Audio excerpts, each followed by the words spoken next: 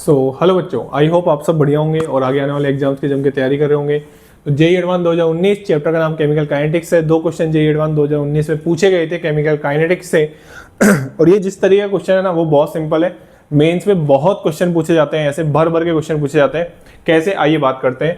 Consider the kinetic data given the following table for the reaction. ये आपको reaction दे रखी है, आप आराम से देख सकते हैं। A + B + C से क्या बन रहा है, प्रोडक्ट।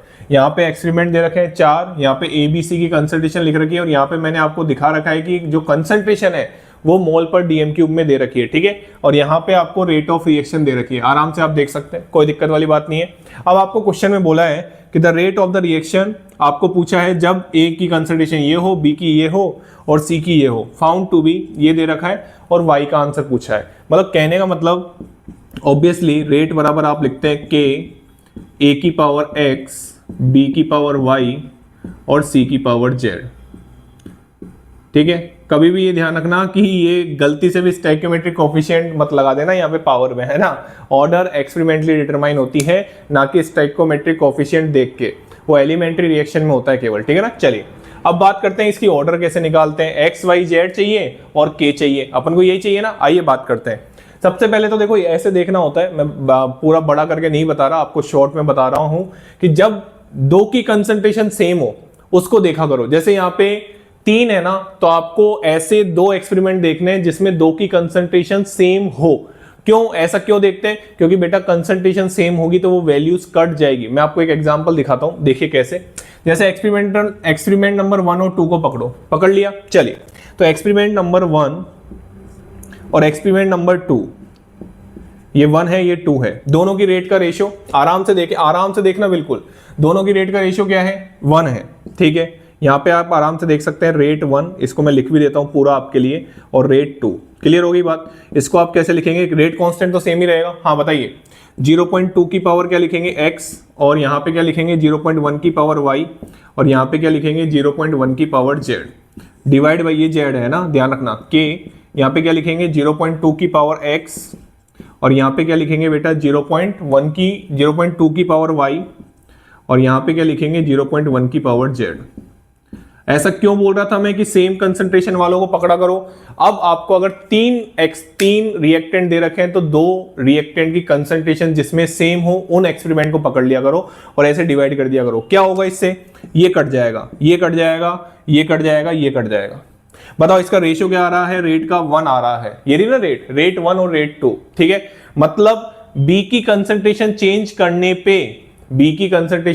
करने पे देखो, आपको सीधी सी मैं बात बताऊं, 1/2 की पावर y बराबर आ रहा है 1।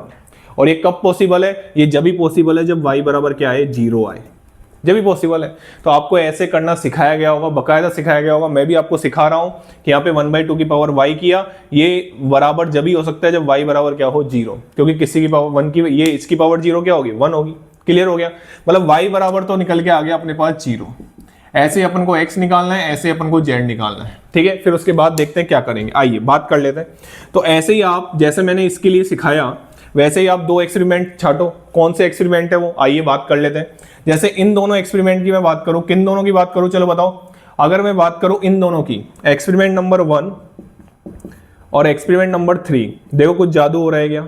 एक्सपेरिमेंट नंबर 1 और एक्सपेरिमेंट नंबर 3, आराम से देखो।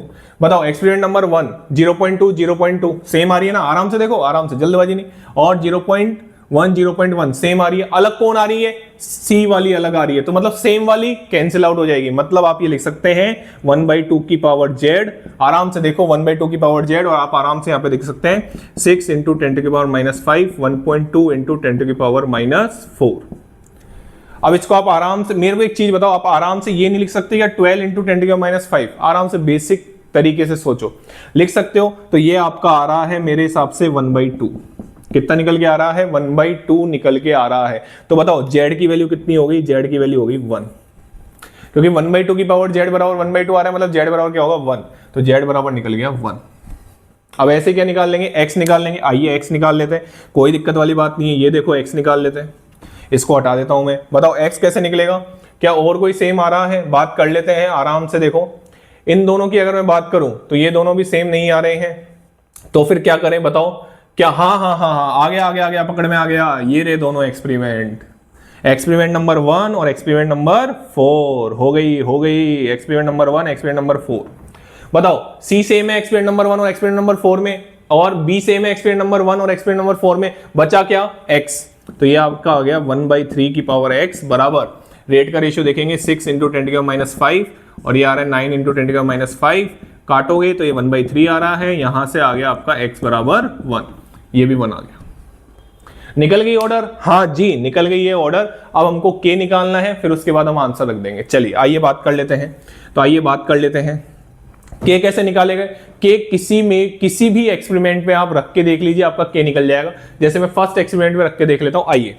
तो फर्स्ट एक्सपेरिमेंट के लिए रेट बराबर है 6 इंटू 10⁻⁵। हाँ भाई बोलते जाओ, 0.2 की पावर 1, 0.1 की पावर 0 और 0.1 की पावर 1, ये निकल के आ जाएगा। और इंटू क्या है k। अरे रेट बराबर रेट कांस्टेंट इंटू, यही तो लिखेंगे, बात समझ में आ गई। चलिए ये मैंने कौन से एक्सपेरिमेंट के लिए लगाया है, एक्सपेरिमेंट नंबर 1 के लिए। चलिए तो इसको थोड़ा कैलकुलेट कर लेते हैं। तो मेरे हिसाब से ये आ रहा है आपको 2 इंटू 10⁻², यहां जाएगा तो 3 इंटू 10⁻⁻3, ये आ चुका है आपका k। क्लियर हो गई बात। अब ये जो k की वैल्यू है उसको उठा के यहां रख दो, a b और c, इस पे रेट पूछिए, आंसर आ जाएगा। यही क्वेश्चन ने पूछा था। आइए इसको मिटा दूं, ठीक है। k कितना आया, 3 इंटू 10⁻3। तो आपकी जो रेट है वो आ जाएगी बेटा, रेट है वो आ जाएगी 3 इंटू 10⁻3। a की वैल्यू क्या रखोगे, 0.15 की पावर 1, b की वैल्यू क्या रखोगे, 0.25 की पावर 0, और c की वैल्यू क्या रखोगे, 0.15 की पावर 1। आराम से देखो, और k कर दिया मल्टीप्लाई। रेट आपको निकालनी है, आराम से निकाल लो, ये तो 1 हो जाएगा, ठीक है। और ये क्या हो जाएगा, 15 इंटू 15, 2 to 5 हो जाएगा, ठीक है। तो ये हो जाएगा 3 इंटू 10⁻3 और ये हो जाएगा 2 to 5 इंटू 10⁻⁻4। आराम से देखो, कोई जल्दबाजी नहीं करनी। 2 to 5 इंटू 3 कर दो, 2 to 5 इंटू 3 करोगे तो ये मेरे हिसाब से आ रहा है 5 × 15, 7, 675 इंटू 10⁻⁻7।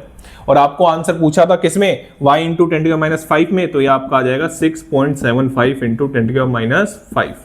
और यूनिट क्या होगी, मोल dm की पावर -3 और s सेंटीमीटर इनवर्स। आराम से देखो, जल्दबाजी नहीं करनी है, जल्दबाजी नहीं करनी है। तो बताओ रेट, आंसर क्या निकल के आ गया। आपसे पूछा था y इंटू 10⁻⁻5, y की वैल्यू बताओ। तो बताओ y की वैल्यू कितनी होगी, y की वैल्यू होगी आपकी 6.75। ये था आपका क्वेश्चन जेईई एडवांस 2019, चैप्टर का नाम केमिकल काइनेटिक्स।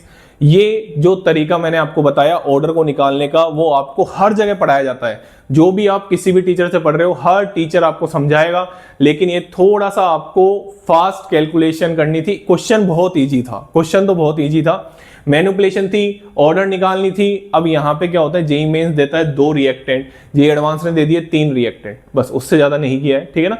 तो ऐसे क्वेश्चन भी आ जाते हैं बेटा, जेईई एडवांस के पेपर में हमको ऐसे ही क्वेश्चन छांटने होते हैं। चलिए thank you so much, channel को लाइक करें, शेयर करें और सब्सक्राइब करें।